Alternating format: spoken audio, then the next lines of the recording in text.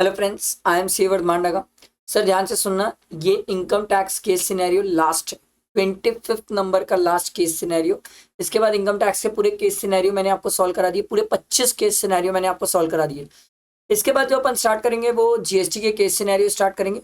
उसको स्टार्ट करने से पहले ये लास्ट क्वेश्चन है, तो मैं आपको लास्ट क्वेश्चन में एक बार वापस पूरी टेक्निक रिवाइज करा देता हूँ जो मैंने अभी तक 25 केस स्टडी तक बताई है। मैंने हमेशा से एक बात बोली स्टूडेंट को कि सर कभी भी क्या करना चाहिए, हमें क्वेश्चन पहले रीड करना चाहिए। उससे ना हमें एक अंडरस्टैंडिंग होती है कि इस केस सिनेरियो में हमसे पूछ क्या रहा है। उससे फायदा ये होता है हम हमारे दिमाग को राइट डायरेक्शन में सोचने के लिए भेजते हैं। उससे फायदा ये होता है हमारा दिमाग कंजेस्टेड नहीं होता है बहुत सारी चीज़ों को सोचने में, हौच पौच नहीं करता है हमारा दिमाग क्रिस्टल क्लैरिटी से चलता है कि हमें कैसे करना है सर। तो इसीलिए ये चीज़ समझा करो और सबसे पहले क्वेश्चन रीड करो क्या बोल रहा है। देखो, पहले तो एक सिंपल सी बात दी हुई है कि mister A is opted out of the default tax regime, मतलब ये नॉर्मल स्कीम में चलना चाहता है। फिर आपको मोस्ट अप्रोप्रिएट आंसर ढूंढना है और नीचे देखो क्या बोलता है क्वेश्चन।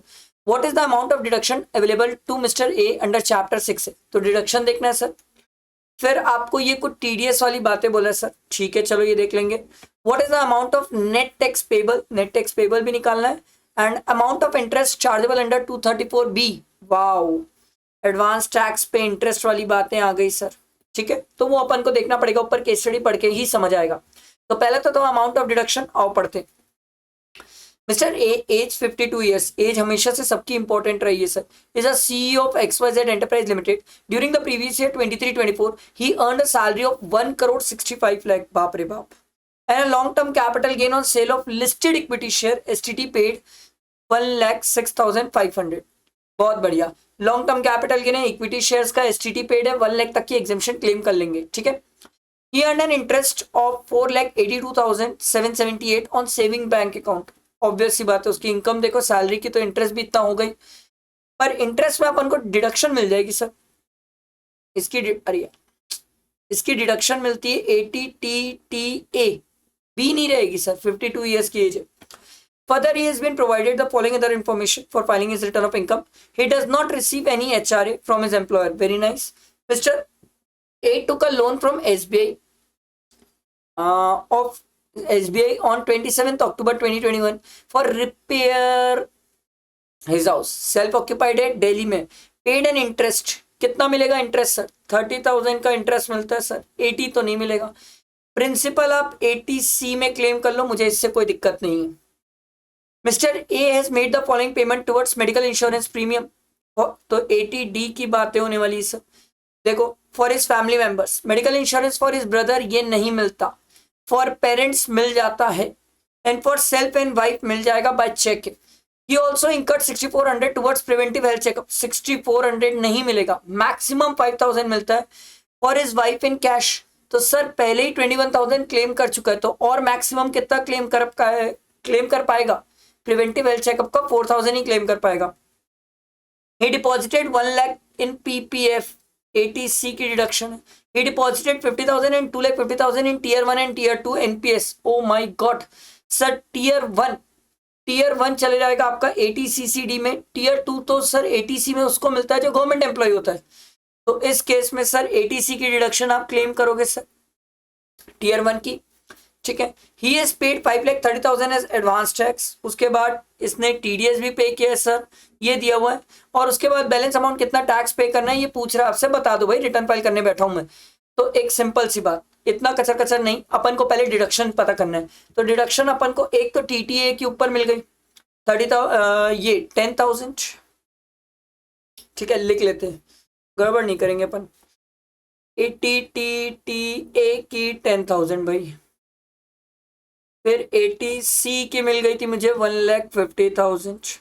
और देख लेते हैं कहाँ गया। ठीक है, प्रिंसिपल अमाउंट की 1,50,000।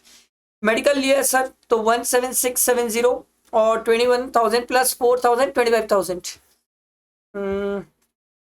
17,670, ये 80D है, ये तो सर पेरेंट्स का है।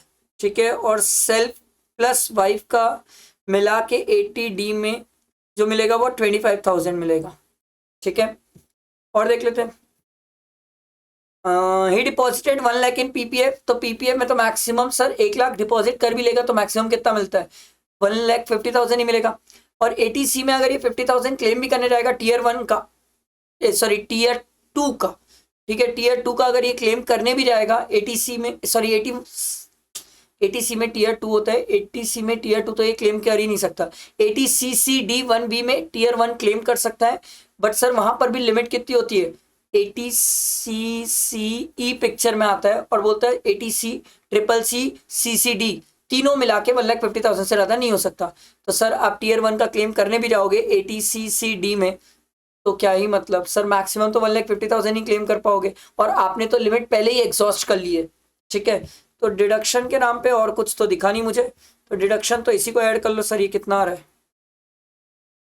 10,000 प्लस 1,50,000 प्लस 17670 प्लस 25,000, ये आ रहा है सर 202,670। इतनी टोटल डिडक्शन आ रही है। देखो ऑप्शन भाई, ये रहा ऑप्शन, समझ आया। अगला देखो क्वेश्चन 2 क्या बोलता है, assuming that for the purpose of writing this question alone, मतलब सिर्फ इसी क्वेश्चन के लिए, Mr. A pays a rent of 65,000 per month for his rented house at Mumbai to Mr. C, a resident individual। Sir अगर आपको याद आ रहा हो तो सेक्शन 194 IB पिक्चर में आ गया, क्योंकि आई में तो तब आता है ना सर जब कोई इंडिविजुअल HUF हो जिसकी सर बिजनेस या प्रोफेशन से इनकम 1 करोड़ या 50 लाख से ऊपर एक्सीड करती हो, ये बंदा तो सर्विस वाला है, सैलरीड पर्सन है, तो इसके लिए 194 IB पिक्चर में आया। और IB बोला सर 50,000 से ज्यादा रेंट होगा तो 5% TDS की बात है, तो 65,000 इंटू 12 इंटू 5%, ये आ रहा है 39,000, तो ये रहा सर 39,000। आई बात समझ, अच्छा क्वेश्चन था। What is the amount of net tax payable, ओहो नेट टैक्स पेबल निकालना है तो पहले तो लिखना पड़ेगा सर इसकी सैलरी की इनकम कितनी है, 1 करोड़, रुक जा भाई, उसमें 50,000 माइनस भी तो करना है, 1 करोड़ 65 लाख में 50,000 माइनस किया तो 1 करोड़ 64 लाख 50,000 प्लस, और कौन सी इनकम है, लॉन्ग टर्म कैपिटल गेन भी था इसका, जिसमें से 1 मिनट आ जाओ, आ गया 106500 का था, इसमें से 1 लाख हटा दो क्योंकि एग्जेम्पशन है तो 6500 बच गया। Long term capital gain 6500 plus interest की भी तो इनकम है सर, और कुछ अजीब ही टाइप की फिगर है, क्या नाम है फिगर कितनी है, 482,778 482,778 482,778, ठीक है। और क्या बच गया, ना और कुछ तो नहीं बचा, इनकम तो इतनी है, इसको ऐड कर लेते हैं,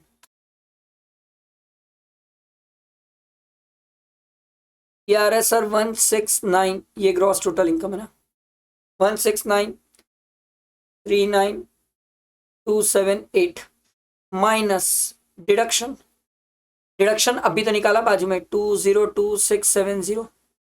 अच्छा एक स्टूडेंट बोला सर कैपिटल गेन से तो डिडक्शन नहीं मिलती, तो मैंने कब कैपिटल गेन से लिया, मैंने तो बाकी इनकम है ना मेरे पास उससे डिडक्शन लिया है, माइनस 202,670, अबे 670, तो ये आ रहा है 167,36608, ये टोटल इनकम आ गई, ठीक है। अब ध्यान दो sir, long term capital gain में 10% ये अपना अलग निकलेगा, इसको अपन बाद में निकाल लेंगे या तो अभी निकालो।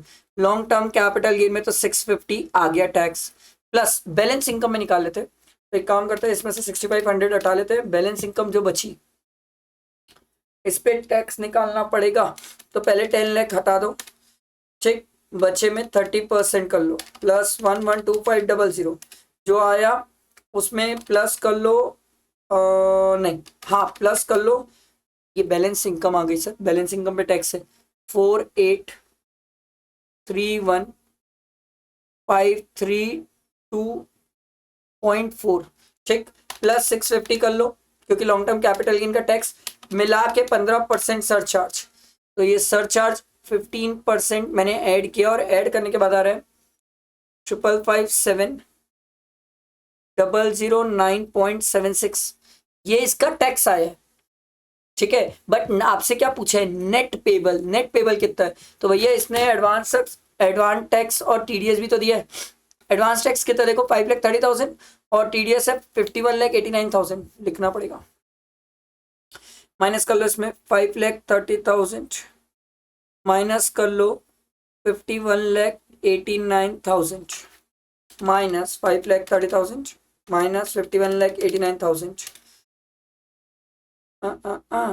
कुछ गड़बड़ हो गई। अरे सर इस पे 4% एजुकेशन सेस नहीं जोड़े थे। अच्छा वो में लिखा हुआ था 555,700,9.76 प्लस 4%। सर प्लस 4% करने के बाद ये जो आ रहा है 5,779,290 इसमें से इसको माइनस कर लो, ये दोनों को माइनस कर लो। माइनस 5,30,000 माइनस 51,89,000 ये आ रहा है सर 60 माइनस करने के बाद 60,290। ठीक और देखते हैं। एक मिनट, कुछ और गड़बड़ तो नहीं कर रहे हैं हम। इसमें अपन ने 30,000 का जो इंटरेस्ट है उसको क्लेम नहीं किया है, तो ये अपना गड़बड़ होगा ना सर टैक्स। आप एक काम करो, इसको चेंज करो थोड़ा सा सर, कि ये वाला जो है ये वाला पार्ट गलत होगा अपना, इसको अपन चेंज करेंगे क्योंकि सर अपन ने 30% टैक्स माइनस नहीं 30,000 माइनस नहीं किया। एक काम करो, आप चाहो तो अभी शॉर्ट में एग्जाम में ऐसा नहीं करना, एग्जाम में बिल्कुल भी ऐसा नहीं करना, बट यहाँ पर 30,000 का जो IHP का लॉस है सेल्फ ऑक्यूपाइड का वो तो माइनस कर लो। तो वो माइनस करोगे तो हमारी ग्रॉस टोटल इनकम भी चेंज हो जाएगी सर, ये चेंज हो जाएगी तो ये भी चेंज हो जाएगी। चलो देखो कितना हो जाएगा 16,45,000 नहीं 45 लाख 1,64,50,000 प्लस 6,500 प्लस 4,82,778 माइनस 30,000 ये आ रहा है सर 169,09,278। ठीक है माइनस 202,670 ये आ रहा है सर 167,0,668। ठीक है इसमें हमारा sir 6,500 long term capital gain हटा दो, बचा कितना बैलेंस इनकम पे,